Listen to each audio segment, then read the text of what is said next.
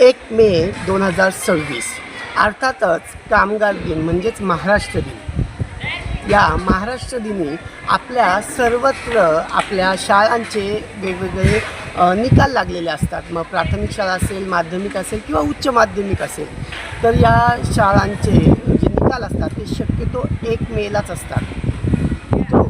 मी हा व्हिडिओ मुद्दामून बनवते की आज अनेक मुलांचे म्हणजे खरं तर पास नापास ही कन्सेप्ट आता बंद झालेली आहे, पण तरी देखील जी बौद्धिक अक्षम म्हणजेच आपल्या सर्वसाधारण भाषेमध्ये बोलली जाणारी मतिमंद मुलं ह्यांच्या बाबतीत मात्र कुठेतरी एक दुजाभाव होताना दिसतो।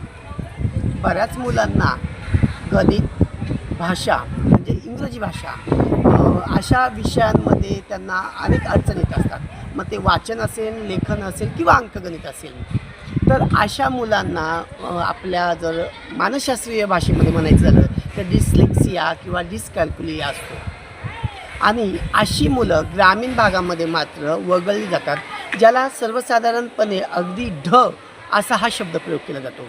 मित्र, ढ असा कुणी नसतो, परंतु ह्या मुलांकडे जेव्हा आपण ग्रामीण भागामध्ये काम करतो तर या पालकांना समजावताना किंवा सांगताना मला खूप अडचण येतात।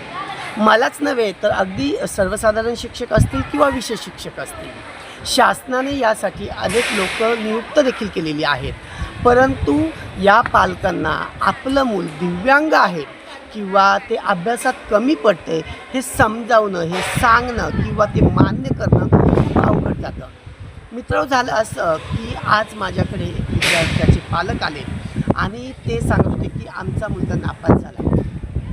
मला विशेष वाटलं की एखादा मुलगा आजच्या परिस्थितीमध्ये नापास कसा होऊ शकतो, परंतु तो नापास झालेला मुलगा त्याच्या आईवडिलांना जेव्हा मी समजवण्याचा प्रयत्न केला तर त्यांना ते आपलं मूल दिव्यांग क्षेत्रामध्ये किंवा विशेष सदरामध्ये येतं हे मान्य करणं थोडंसं अवघड जात होतं।